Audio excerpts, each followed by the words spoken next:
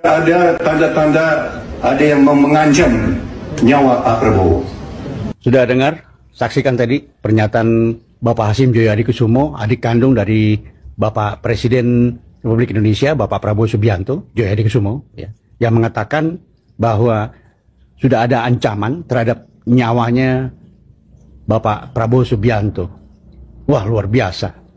Jadi semoga saja Pak Prabowo Subianto selalu dalam lindungan. Ya, sobat era sekalian, ada pernyataan bahwa ada yang sudah mulai mengancam Prabowo Subianto. Itu dinyatakan sendiri oleh Hasyim Joyo Hadikusumo, adik Prabowo Subianto, ya. Ini diberitakan juga di democracy.id dari video yang viral tersebut.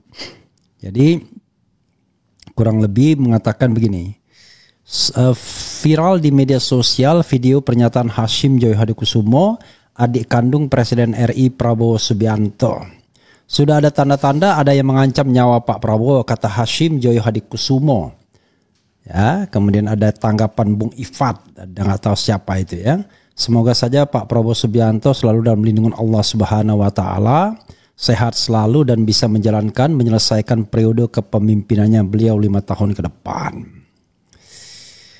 Dan rakyat harus ikut mengawal keamanan Bapak Presiden Prabowo Subianto tersebut. Cuma saya ingin menggunakan teori konspirasi saya sesuai konstitusi. Siapa sih yang berpeluang besar untuk melakukan ancaman tersebut? Itu tidak saya jawab, tapi kawan-kawan yang jawab. Saya mau mengacu kepada konstitusi yang diatur di mana ada UUD 1945 tentang presiden dan wakil presiden. Di situ diatur jika presiden mangkat atau berhalangan tetap, maka wakil presiden menggantikan posisi jabatan presiden tersebut. Ya, sahabat era sekalian, ini adalah sebuah teori konspirasi ya. Pertanyaannya memang ini ada juga ya, diungkap Hasyim Joyo Hadikusumo, siapa coba sogok Prabowo ya. Democracy.id, banyak godaan yang dihadapi Presiden Prabowo Subianto selama menjabat sebagai pemimpin negara dan pemerintah. Godaan berupa sogokan datang dengan tegas ditolak oleh Prabowo Subianto. Sogokan datang kepada Prabowo diungkapkan oleh Wakil Ketua Dewan Pembina Partai Gerindra Hasyim Joyo Hadikusumo ya. Betul-betul partai keluarga. Hasyim menceritakan saat sambutan dalam acara Natal Nasional Partai Gerindra di Gereja Tiberias, Kota Bekasi, Sabtu. Hasyim bercerita banyak godaan yang datang saat Gerindra memegang kekuasaan. Godaan itu sampai kepada Prabowo yang merupakan Ketua Dewan Pembina Partai berlambang burung Garuda tersebut. Saya menyaksikan, Pak Prabowo menyaksikan apa yang terjadi saat kita dalam kekuasaan. Datang godaan, Pak Prabowo cerita sama saya, dia sudah beberapa kali sudah mau hendak disogok. Saya terus terang saja, saya bersaksi saya juga mau hendak disogok, ungkap Hasyim. Godaan tersebut dengan tegas ditolak oleh Presiden Prabowo maupun dirinya. Hasyim mengungkapkan pengalaman Partai Gerindra yang membuat sebuah godaan bisa dilalui. Yakin kalau Prabowo Hasyim saya percaya, tapi kader lain.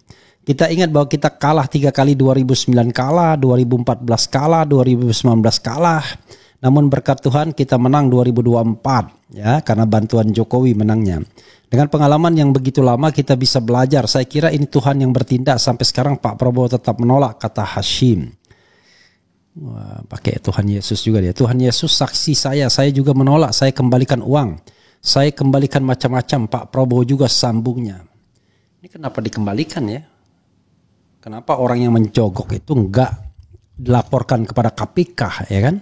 Hasyim kemudian memberi pesan kepada seluruh kader Gerindra untuk berperilaku serupa Prabowo. Hasyim memprediksi akan semakin banyak godaan yang datang. Saya berharap tokoh-tokoh nasional sekarang jadi gubernur, jadi bupati, jadi penguasa. Tetap kita berdoa kepada Tuhan yang Maha Esa, kita tetap dilindungi. Kita ada perisai untuk menolak godaan-godaan yang tetap datang, dan saya kira di masa depan tetap kita akan digoda, tapi kita percaya iman kita tetap, kita menolak godaan setan, tuturnya. Lantas, siapa yang mencoba sogok Prabowo?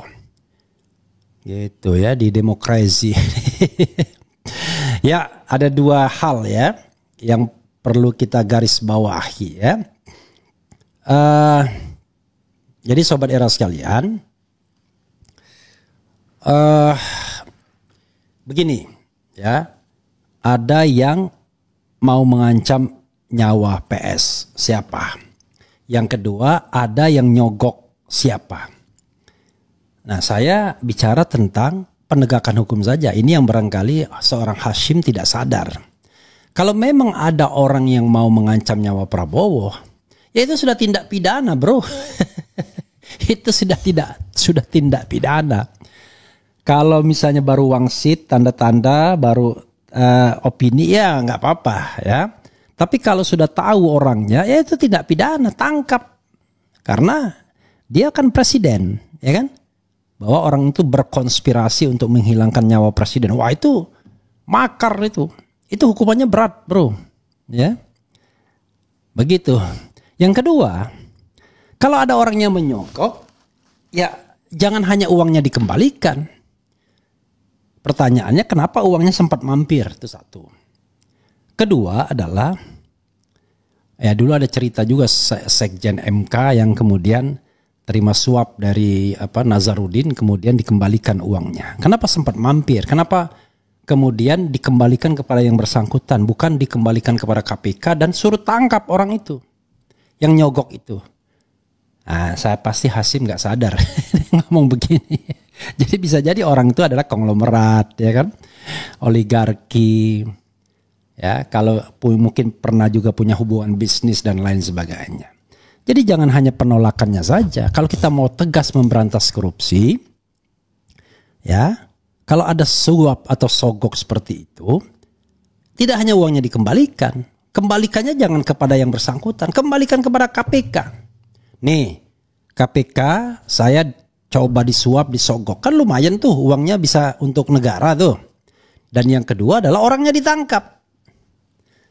Harusnya kan begitu, sobat era sekalian, ya. Demikian juga yang tadi mengancam. Tapi kalau yang mengancam tadi barangkali halus, pakai teori konspirasi, ya, siapa yang diuntungkan.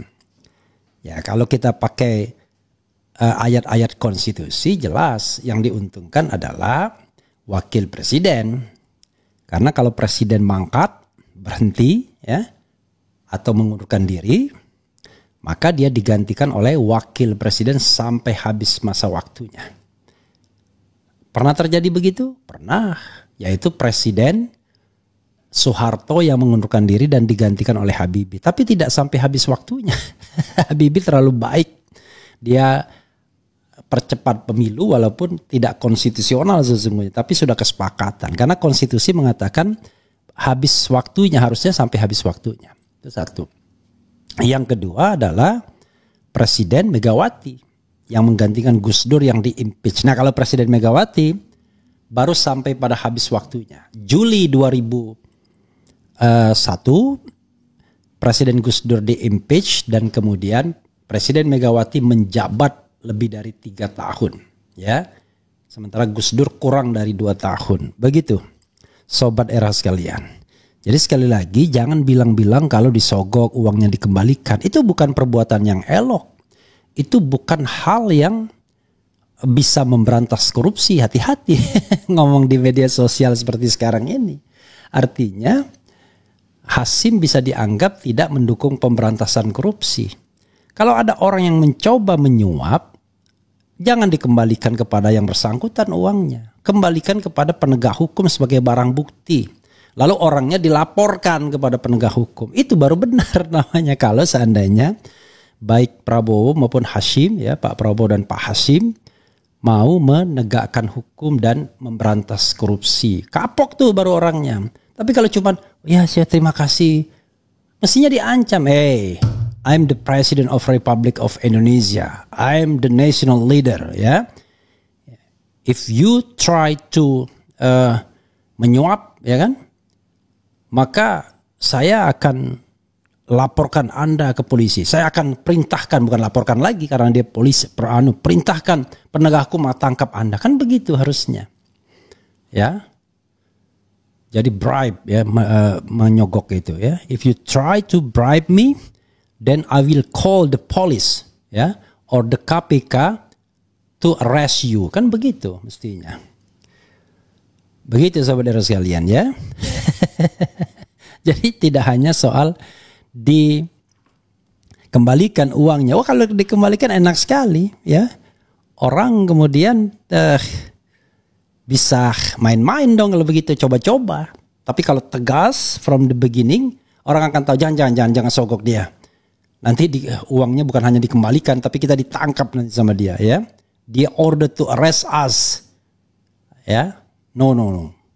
Don't try to bribe the president and his brother ya. Ya, mestinya begitu ya. Ya, okay, so but because they are all mean with integrity kan. Begitu sobat era sekalian ya, logic thinkingnya kalau ada orang yang mencoba menyuap dan kemudian juga mengancam nyawa presiden. Itu perbuatan-perbuatan yang tindak pidana berat semua. Ancaman hukumannya bahkan sampai hukuman mati seumur hidup minimal 20 tahun ya. Maksimal 20 tahun kalau pakai tahun ya. Oke, coba kita bacakan komentar sobat RH sekalian. Ya ditangkap dong, apa kalian lupa kan kakak lu presiden ya? Apa dia sudah serahkan 1000% wewenang sebagai presidennya ke Mulyono yang memang hobinya main presiden-presidenan. Dulu yang dikatakan main presiden-presidenan ini Prabowo ya. Cari simpati tapi konyol. Siapa yang bisa bunuh yang dijaga pas pampres ya? Nyanyi doang neh keluarga omon-omon. Wow presiden rasa camat. Kita rakyat mau jaga dari musuh negara, yang mau dijaganya malah menjaga musuhnya. Lah, kalau tahu ada yang mengancam tinggal siapa orangnya laporkan. Gimana caranya? Jangan cuma cari simpatik aja. Memang konyol kayak ngomong sama Ankas SD, maksudnya apa? Bung RH, siapa sih sebenarnya Presiden RI, Mulyono Subianto atau Prabowo Subianto sih? Ya, Prabowo Subianto kalau nggak salah ya. Yang jelas malaikat maut yang mengancam nyawa manusia. Yang ngancam tentunya yang paling diuntungkan siapa yang bakal naik kalau PST ada. Kemudian belajar ngetik dulu yang benar. Angka sudah apaan bro? Jangan sedikit pun punya pemikiran Prabowo dan Jokowi itu beda. Dia sama saja. Hati-hati dengan omongannya. Dengan kata-katanya kita akan terhipnotis. Bang, penyelenggara pemerintahan model begini kira-kira bisa bertahan berapa tahun lagi?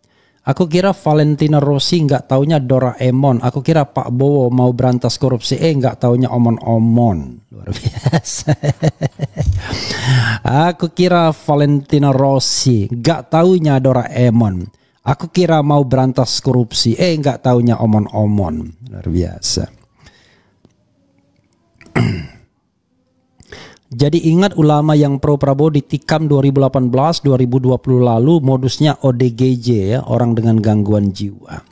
Sekali lagi ya, saya tidak bermaksud apa-apa ya, baik kepada Pak Hashim maupun Pak Presiden. Saya hanya ingin menunjukkan cara berpikir yang logis, ya logic thinking, legal. Jadi kalau ada orang yang mau mengancam Anda, ya itu tindak pidana. Mengancam nyawa orang itu adalah tindak pidana. Apalagi yang diancam nyawa presiden itu satu. Yang kedua, kalau ada orang yang mencoba menyogok Anda, ya jangan kembalikan uangnya kepada yang bersangkutan. Kembalikan kepada penegak hukum, terutama KPK, lalu tangkap orangnya. Ya, karena dia sudah berusaha untuk menyogok, apalagi yang disogok kepala negara, kepala pemerintahan. Begitu bro cara berpikirnya. Ya, mudah-mudahan paham. Begitu. Oke. Begitu ya sobat darah sekalian. Kita nanti akan ambil video lainnya. Tapi ini menarik ya cara berpikir. Ini cara berpikir hukum dan hukum tata negara. The king of omon-omon. Biarkan saja toh dia jadi presiden pun tidak berani adili Jokowi, percuma saja berharap lebih dari Prabowo. Prabowo gayanya saja hanya omong-omong saja. Semoga terrealisasi. Wah, ya nggak bisa dong. Tangkap dong, ojo omon-omon tok fufu fafa dibully gak kena-kena. Masa presiden ada yang ngancam? Aneh loh Pak Ojo nganti iki mung penalihan isu. Ya, jangan nanti ini pengalian isu ya. Jangan mau diadu domba rakyat Indonesia dengan pemerintah yang sah, harus bersatu membangun negeri ini. Awas banyak intelijen asing yang mau adu domba Indonesia. Ini pakai teori adu domba nih gimana ya? Dimanapun di dunia ini, rakyat itu memang harus bersatu. Tapi kalau dia kriminal ya ditangkap. Kalau dia korupsi ya ditangkap. Bukan kemudian diajak sama-sama membangun negara. Ya, membangun negara dengan para koruptor itu sama saja dengan menyatukan minyak dan air. Ya, coba lihat proyek-proyek infrastruktur Jokowi. Berapa persen yang bocor, yang tidak efisien dan lain sebagainya. Pak Presiden bukan tidak tahu ini, Prabowo tahu betul. Ya, bagaimana nakalnya para pengusaha, land clearing dan lain sebagainya. Dapat uangnya, rusak jalan-jalan negara, provinsi atau kota kabupaten. Lalu uangnya disimpan di luar negeri, hanya sedikit yang diinvestasikan untuk tanam sawit misalnya dan lain sebagainya. Begitu bro. Ya, tapi hal-hal yang baik terus terang saya bilang saya mendukung ya. Penghematan anggaran, tidak boleh keluar negeri untuk jalan-jalan, berantas korupsi. Tapi ya ojo omon-omon doang, harus direalisasikan. Nah, dalam 100 hari ini saya tidak melihat sebuah kebijakan yang radikal, yang berani, yang memberikan harapan. Kalau yang berani memberikan harapan itu adalah shutdown Mahkamah Agung yang sarang korupsi. Ada Zarup Rikar di sana.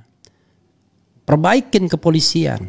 Tegakkan lagi marwah KPK. Perbaiki Kejaksaan Agung dan lain sebagainya dan lain sebagainya. Itu tidak omon-omon. Anda mau memberantas korupsi dengan sapu yang kotor yang nggak bisa. Mau membangun negara dengan penguasa-penguasa atau menteri-menteri yang korup, yang terlibat korupsi, nggak bisa. Yang terjadi adalah dia akan mengamankan jabatannya. Ya, begitu Anda dalam kesulitan dan kemudian ada muncul kekuatan baru, mereka akan rame-rame ke sana. Let's say misalnya ginilah, ya, tiba-tiba terjadi konstelasi yang luar biasa, menguat faksi Mulyono dan Gibran. Udah, menteri-menteri yang direkrut itu langsung balik badan ke sana. Ya. Sekarang saja ya. Kalau lihat fenomena Bahlil, ya dia cium tangan ini adalah Gibran Raka Buming Raka. Kenapa? Karena dia berterima kasih kepada ayahnya. Di mata seorang Bahlil, bosnya itu adalah Mulyono. Sementara Prabowo Subianto sama-sama kolega waktu itu. Nah sekarang ketika jadi bos, dia kan he must change his mind. Tapi kalau mainnya masih menganggap bahwa bosnya Jokowi, maka dia akan melihat Gibran tetap sebagai putra mahkota. Tidak lagi sebagai orang nomor 2, yang nomor 1-nya Prabowo. Jadi begitu cara berpikirnya ya. Saya sih hanya ngomong saja, mengkritik saja. Nggak ada maksud ya. Maksud minta proyek, maksud minta jabatan, no way. Ya. Jadi biar saya tegaskan dari awal hal seperti ini. Jadi ini sekedar untuk memberikan pembelajaran bagi kita sama-sama. Karena too much. Presiden Prabowo sudah terlalu banyak ngomong dan mengancam. Tapi tidak jelas. Ya. Yang kita tunggu nih reshuffle.